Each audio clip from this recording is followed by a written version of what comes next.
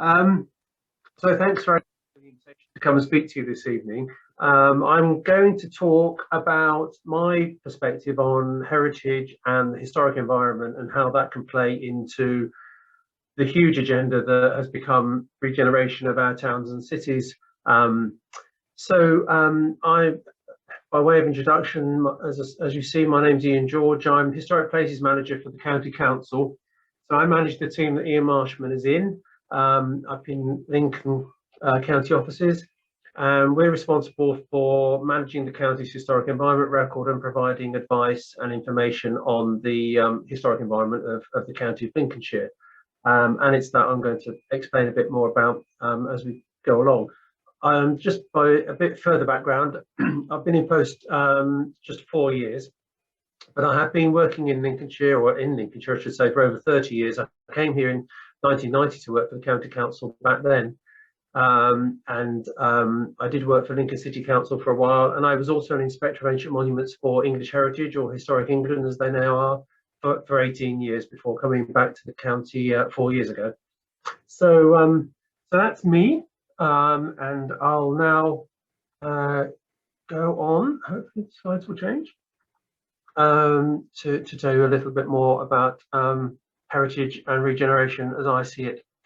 So we used to think very much more about sort of archaeology in my team, but these days we consider the historic environment as a much more holistic thing. It's all about the environment and the character of places that we're interested in. And you know, historic towns like Spalding, of course, but also like Stamford, set piece landscapes and features like castles like Bolingbroke, or historic town centres like Spilsby, great parks and gardens and Belton, or just our wonderful rural landscapes up in the Lincolnshire Wolds. They're all part of the backdrop that is our historic landscape and the backdrop to our lives. Of course, we're interested in archaeology and the process of doing archaeology. That's how we discover things about the past. And as you know from the work of Ian Marshman in Spalding and South Holland, sometimes there are excavations, and here's one. This is the Lincoln Eastern Bypass, where we had a team of up to 80 archaeologists for nearly 2 years working to recover archaeology on the route of that particular road. And sometimes they find fascinating things. I'm sorry, it's not the best of images, but the image on the left is one of the most remarkable objects we've discovered in the last few years in the county. It comes from Tetney Marsh up in the northeast of the county. But it's actually the shaft from a polished stone axe from the Neolithic period. So that's a hammer handle, essentially, from about 6,000 years ago. You don't find those very often, so that was a very exciting find on the left. On the right, that's the remains of the sole of a leather shoe from the Roman period, so 2,000 years ago. So both of those artifacts preserved in amazing conditions and fantastic addition to the story of our county. So how do we know where all the archaeology and historic environment is? Well, we manage the county's historic environment record, which essentially is a database of all the archaeological sites and heritage assets, as the NPPF calls them, across the county of Lincolnshire. To the north, the unitary authority in North and North East Lincolnshire both have their own historic environment records, and the City of Lincoln has its own record.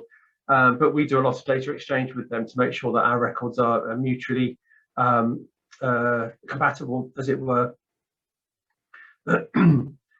People have been interested in recording archaeology and heritage sites for a long time, of course. If you're familiar with old Ordnance Survey maps, you'll be familiar with seeing, you know, Gothic language marking tumuli and various historic features, battlefields with the little cross swords and everything. So the Ordnance Survey has recorded those kind of features ever since they began mapping the country. In the 1920s, they had a major campaign with people like Charles Phillips, who was particularly interested in the archaeology of Lincolnshire, actually. He was taken on board to act as an archaeological recorder for the Ordnance Survey. And he produced these amazing index cards, which you see in the sort of bottom right of this map image here. And there's one of those for every historic feature that he mapped on an Ordnance Survey map. So from the 1920s, we've been recording archaeological information. It became a bit more formalised in the 1970s when the government decided that more information on archaeology and heritage was required to help plan where archaeology might be needed to be done. And so in 1974, the county started what they called then a Sites and Monuments Record. Then in 1985, we introduced computers to the process, and it's been computers all the way ever since, of course. And we introduced digital mapping in 1995. And in 1998, we moved to a national database system that has been developed in conjunction with Historic England called Exegesis. And that's the system we use today. This is what a record looks like. Not that you need to know that, but you know, there's lots of information for every single record that we record, and every record that we record is also mapped. If we know the extent of the site, we'll map it with a polygon, as with these coloured features here. And sometimes you'll see there are some dots on that screen. Sometimes we just have to mark things with dots because we've only got a rough idea of where they've come from. It might just be an artifact, a single artifact that's been reported. So there's something like 57,000 records on the historic environment record now, and we can add in all sorts of layers of information, of course, when you're using digital mapping. So here, for example, we've mapped the evidence from aerial photographs to give us that extra dimension of interpretation. And we can also record the results of excavations. And indeed, it's that sort of planning for archaeology that is the main consumer of this information. So you'll be familiar with planning requirements needed, you know, and the archaeological response being required through the planning process. And those commercial archaeologists will come to us to do a search on the HER, get an idea of what's in the locality, what the issues might be, and to help them plan for their archaeological recording. But we also have users, I should say, from members of the public, local groups and local study groups, and people who are just fascinated by the history of the county will come and use our records. Obviously now, as we've got universities in Lincoln, 2 universities now, we get a lot of students coming in to use our records. And of course, as I say, the planning system through the county district councils, of course, is a major user. So although we have this digital record of database and mapping, a lot of the information is held in books still, or it's in journals and published articles. It might still be on aerial photographs, parish files. So we have 2 rooms set aside in Lancaster House in Lincoln, which is all of this background information, you know, which can only ever be summarised on our database. So there's a lot more there if people want it. Of course, as I say, we record aerial photographs, and quite keen on this photograph.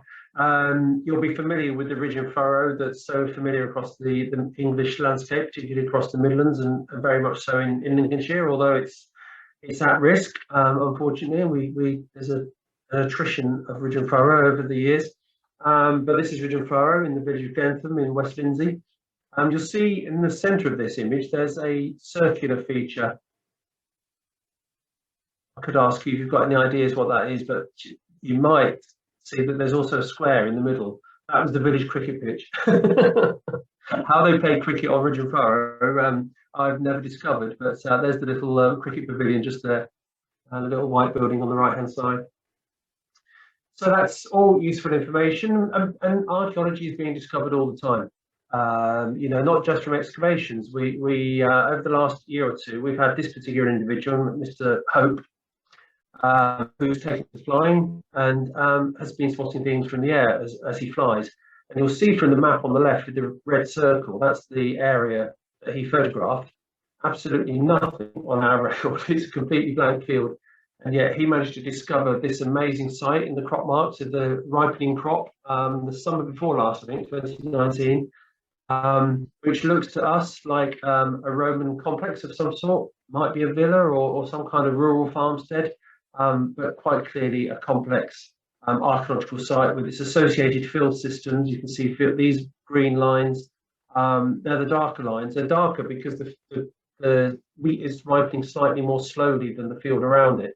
and that's due to the fact that it's put down deeper roots into more moist and deeper soils.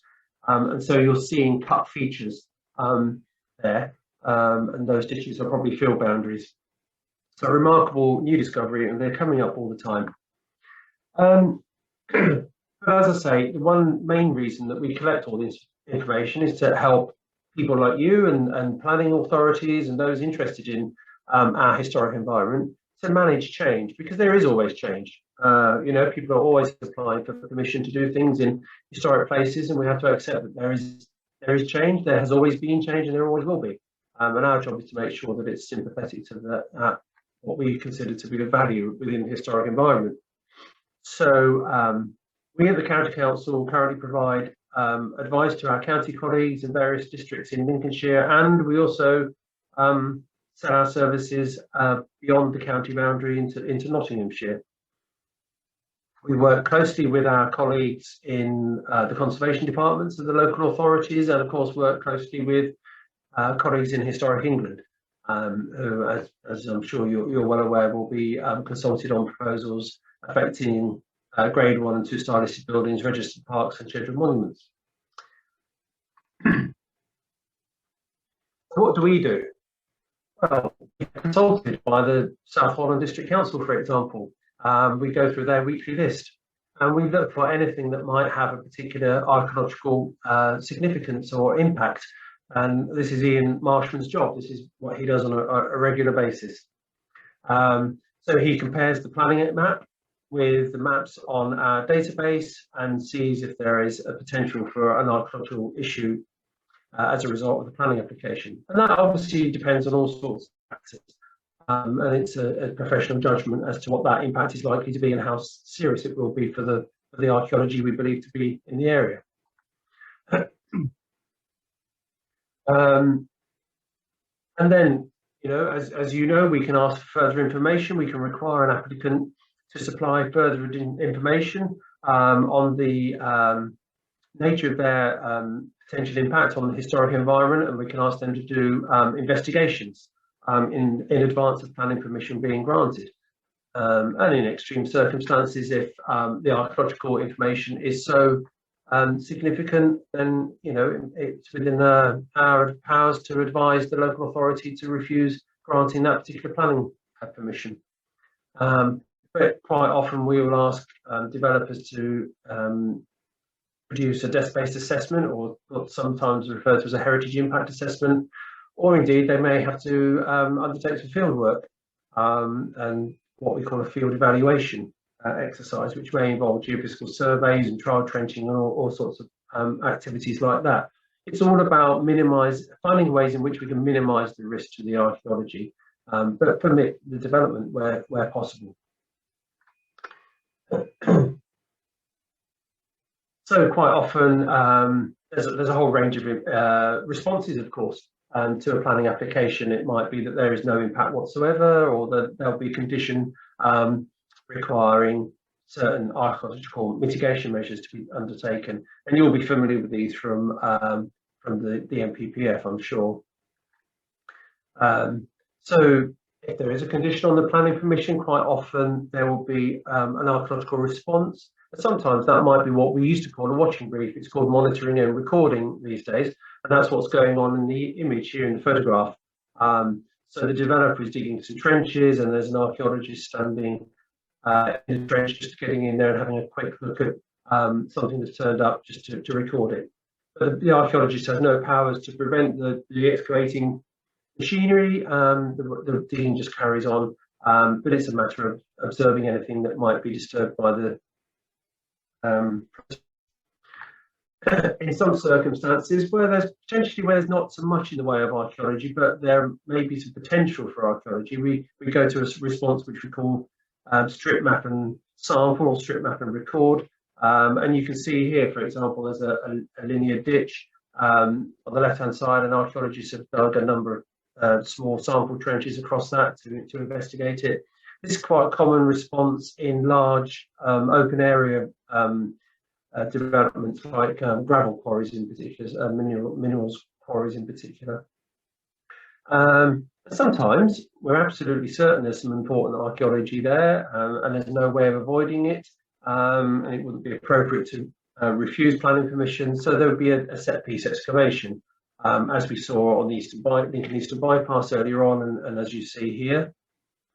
And as I'm sure you're aware from the work of Ian Marshman in Spalding, we may also require historic building recording on historic buildings that may be granted planning permission for demolition or more major alteration. We also work with lots of organisations that have an impact on our local environment, who aren't captured by the local planning system. Mostly they're the statutory undertakers and government agencies. So, for example, the Environment Agency, flood relief works and such like are all granted permission under their own powers. So we have to work closely with officers within the Environment Agency or Highways England or the water and gas companies to make sure that the archaeological works are done. Ian is our representative on the Lincoln Diocese, so he works on the Diocesan Advisory Committee, advising the church on archaeological works. We also get involved with the Forestry Commission. That's quite a large piece of work. They manage large areas of countryside, of course, and are often doing works within them. And often these forests, being long established, preserve archaeological remains within them. So we have to get involved there. There's just an example of a carving from the Second World War that is on a tree within a Forestry Commission woodland. And Natural England, of course, our partners, as it were, in the landscape, representing the natural environment, have big impacts on land management in Lincolnshire, and an important partner that we also work with. We also advise on the archaeological impacts as far as the agri-environment schemes are concerned. So these are what has until recently been called countryside stewardship. Before that was called environmental stewardship, and is now moving towards something called environmental land management in the post-Brexit era. This is the whole move away from subsidising production on the land and moving towards more environmentally friendly methods of farming.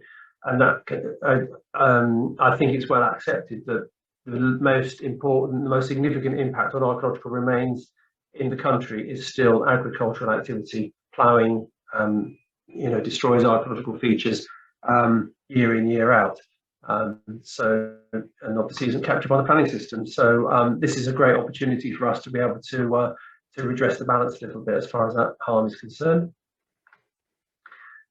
But given that you're Spalding Civic Society, I wanted to concentrate this evening on towns, move away from the countryside, and to talk about towns. And I'm going to now mention a project that we're working on in the office.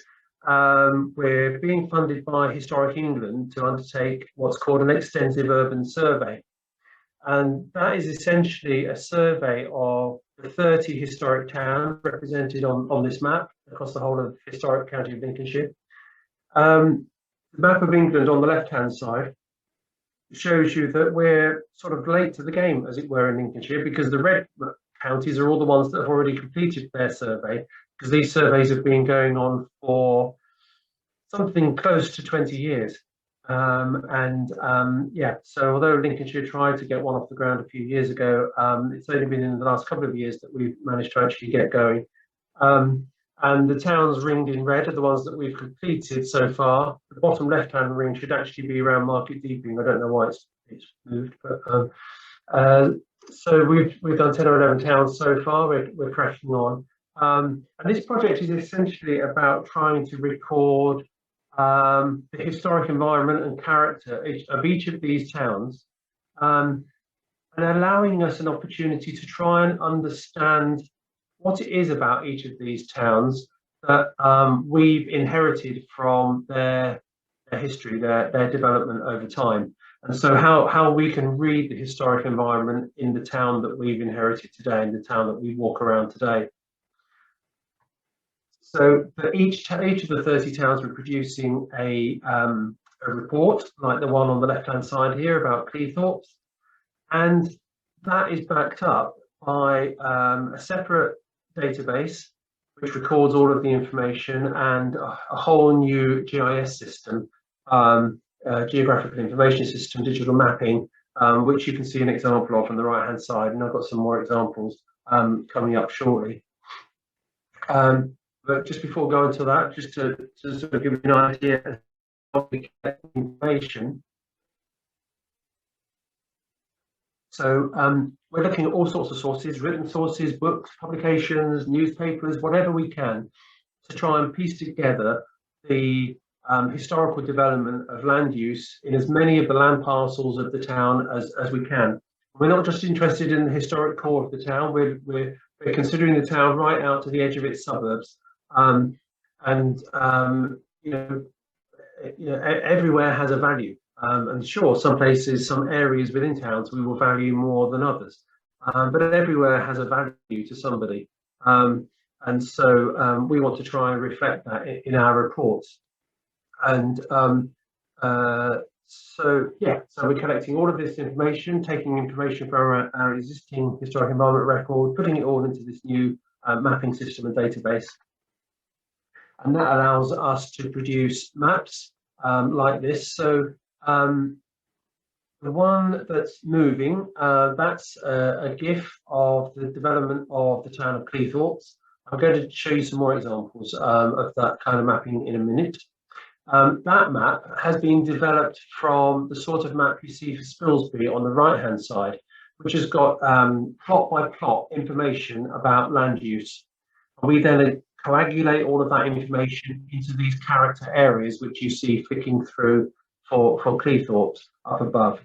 So it's all about mapping the character and mapping that character over time. So you can see an evolution of the development of the town.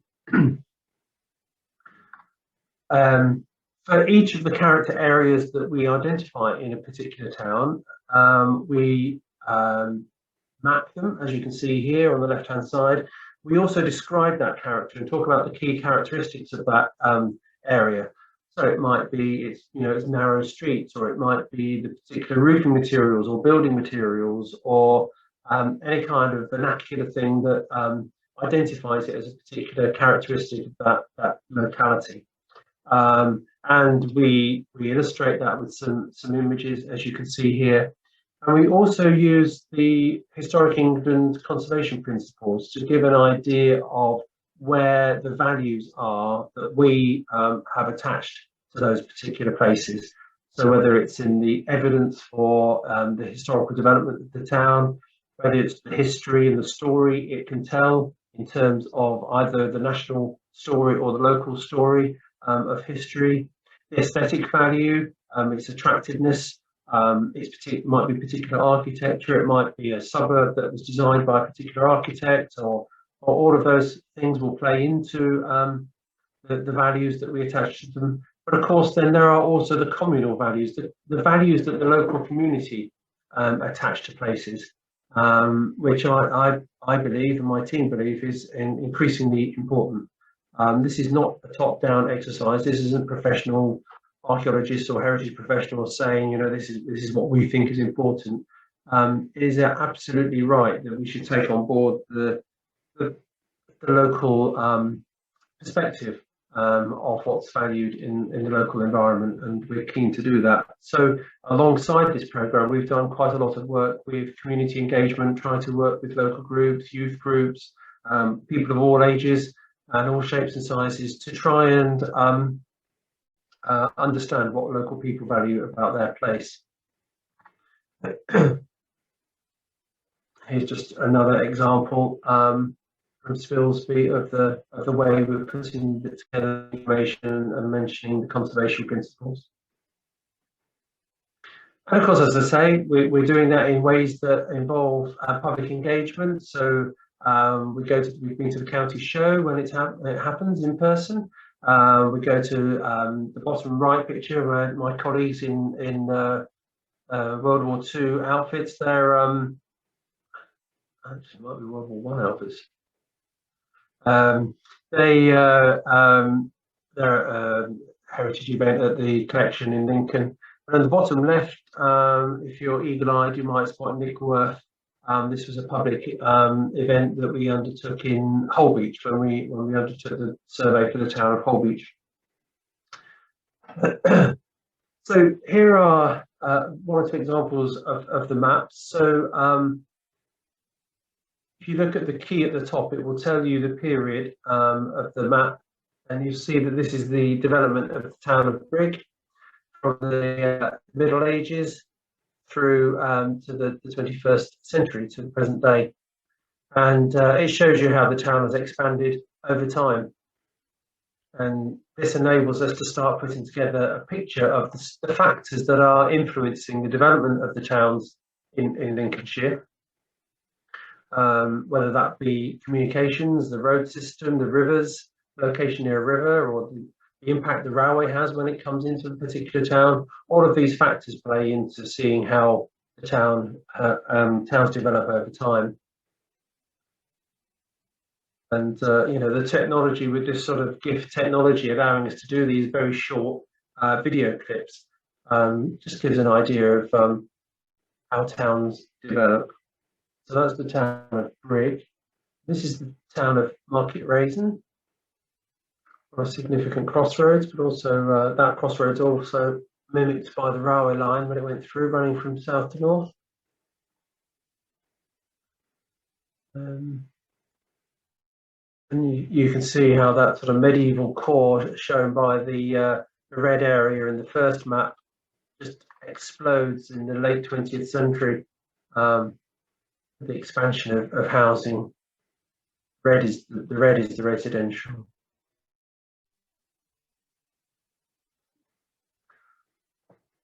So just to sort of slow this down, here's Holbeach.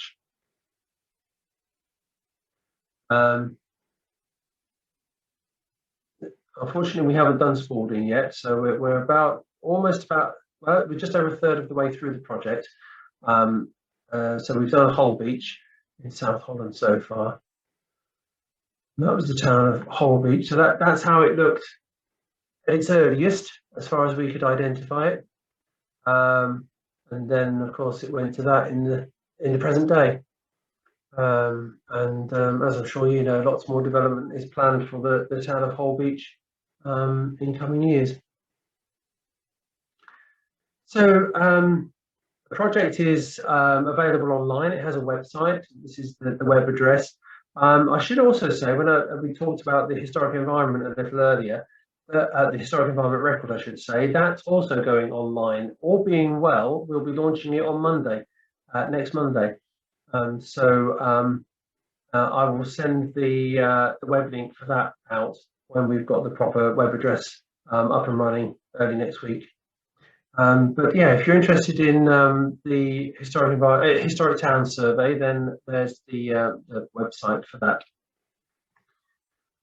So then I thought I'd move on to just talk about the current initiatives, which I know you're fully aware of, but really just sort of set the scene for maybe a little short discussion at the end, if you like.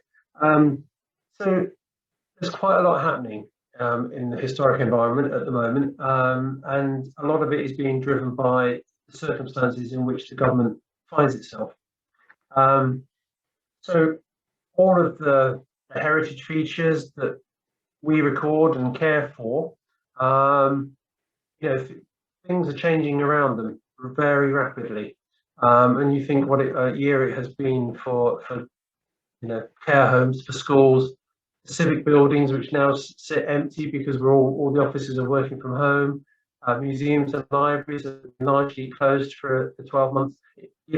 Circumstances have played quite a tough hand over the last year and more, and things are changing, as I know you're well aware. And on the back of all of this, we try and do as much research as we possibly can to understand the historic environment and where the resources in that historic environment are that are likely to be at risk and at risk of major change. So we've done research on non-conformist chapels across the county. We had a major project funded by the Great War centenary funds on war memorials, so we've recorded all the war memorials across the county. And we're now looking at pubs. We've just, in the last couple of weeks, got some money from Historic England to do a pilot project looking at historic pubs in Lincolnshire. We're actually going to be doing an initial survey of pubs from Grimsby to Boston along the Lincolnshire coast. And that really stems out of the fact that we realised that pubs are increasingly at risk. They were before the pandemic, they're even more so now, having been closed for so long. They're not well recorded, they're not well represented on our records, on the databases, and they can easily slip through the net. One such case in West Lindsey brought this to light in very stark relief. I'm glad to say that Historic England has responded and is funding us to do this particular project. So it's called Inns on the Edge, and it will start probably in May next, in a few weeks' time, once we've got an officer recruited to undertake the work for the year. So all of that information that we gather has to play into the processes that help us manage the historic environment. And as I said earlier, taking on board the views of the community and encouraging the communities across the county to value their heritage is all part of the process of getting good outcomes as far as we're concerned. Here's some community engagement in history and archaeology. And it's really, it's the economy, isn't it? You know, who was it said it's the economy, stupid? You know, it really is the economy that is the big factor now. It was before the pandemic, and it most certainly is now. And for our towns and cities, the major impact, of course, is going to be the trend in the change in retail activities. We've tended to build town centres and shopping as a shopping experience, really, haven't we, over the last 20 or 30 years? And that is at risk, at major risk. And you know, how we respond to that is going to be is going to have a lasting legacy. It really is. And I thought I'd put the Secretary of State for Housing, Communities and Local Government. I thought I'd put his face up because he's driving quite a lot of this reform. And I'm sure you're well aware of it. So I apologise if I'm teaching you to suck eggs, as it were.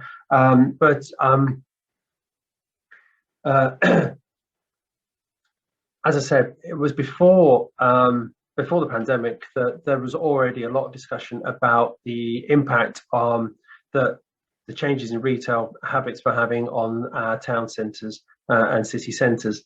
Here's a report from February 2019 from the Housing, Communities and Local Government Committee of the House of Commons, and it talks about requiring a shift from the retail focused activities of high streets and town centres to new uses and purposes which foster greater social interaction, community spirit and local identity and characteristics. It's quite an interesting report, actually, that particular report. If you can get hold of it, it's worth looking at to get an understanding of the sort of trends that we're facing. But just in the last 6 months, the change has been, or the proposed changes have been rapid. Of course, we've got the government currently consulting on a review of the National Planning Policy Framework. I'm pleased to say that as far as the Historic Environment chapter is concerned, all it does is improve powers, really, for the historic environment. Of course, there's one new section in there about statues and monuments, but essentially it enhances the powers as far as we're concerned. So that was great, that there was no risk to those powers. But that press release that launched that consultation also coincided, it was the same press release as the one that launched the National Model Design Code. And this is a whole new concept for us in the UK. Sure, counties and districts around the country at times have dabbled with the idea of creating design codes. Essex, I think, in the 1990s created a design code for the county of Essex. But this vision that there might be a hierarchy of design codes, starting with one that is developed at the national level, is a whole new concept for all of us. And there's obviously going to be a lot of debate about what impact a design code would have. Will it stifle design and innovation? How do you capture local characteristics in a design code when towns like Spalding and Stamford, which aren't geographically that far apart, are so different in their characteristics and their appearance? How do you capture that in a design code? So there are all sorts of things to work through. But this all emerges from this whole concept that Robert Jenrick has developed of trying to get better outcomes from the planning system. And by better, he means more attractive. And they use the word beautiful. They want beautiful buildings. They want beautiful places. So a commission was put together and it produced a report. This report on the left, Living with Beauty, which reported a year ago, January 2020. And then just in January of this year, the government responded to that. And it was subsequent to that that the review, including the design code proposals, came out. So we know the government is taking this seriously. The government is committing itself to setting up a permanent commission to look at building beautiful, and that will have an overview of the process and the system and see how effective the measures are being in achieving better quality outcomes from the planning process, more beautiful places, more beautiful buildings. So here it is. Here's the National Model Design Code. They're already holding seminars, Zoom conferences and symposia on this. Yeah, it's out there. You know, this is the direction of travel, and we need to be able to respond to it locally. It's useful to see that within there, I'm sorry this isn't a very clear image, but the little graphic on the right hand side summarizes what they consider to be a well-designed place. And in there are three major factors: climate, community, and character. Character is in there. You know, what the characteristics of that place are 1/3 of what makes a good outcome, or leads to a good outcome.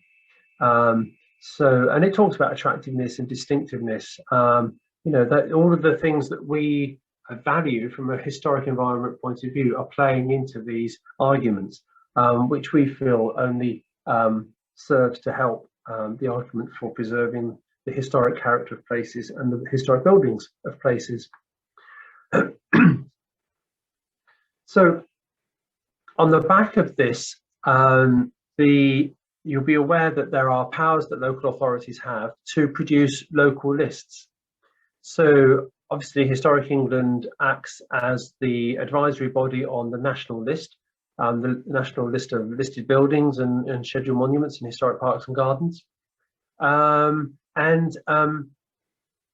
There are powers for local authorities to have their own local list of things that don't make the national list. They're not of national significance, not national importance, not of that kind of special value, but are of local significance and local value, local interest. But those powers have only been adopted in a very ad hoc manner across the country. Indeed, in Lincolnshire, some districts have adopted them much more rigorously than others. So in North Kesteven District Council, they have a very good local list. They have all the criteria drawn up to allow people to understand how something might make it onto the local list. But other districts are less well developed in their thinking on local lists. The government thinks local lists are important and can play a part in developing the local design code. And so they put out a call for expressions of interest for pilot programs to try and test this system and test how local listing might be done better. And they were inundated with expressions of interest, lots of people wanting to get involved, and ended up rather than doing the 10 pilot studies they'd originally envisaged, they're now funding 22, and I'm pleased to say Lincolnshire is one of them. So my team will be leading that process. We're starting in next month, April next month. So as soon as the new financial year starts, we'll drop the flag and we'll be on our way.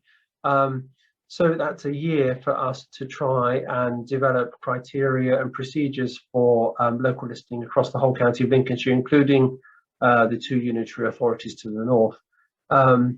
So look out for that. I hope you'll be able to get involved in that as we get going. We're appointing an officer who will be based at Heritage Lincolnshire to do the groundwork.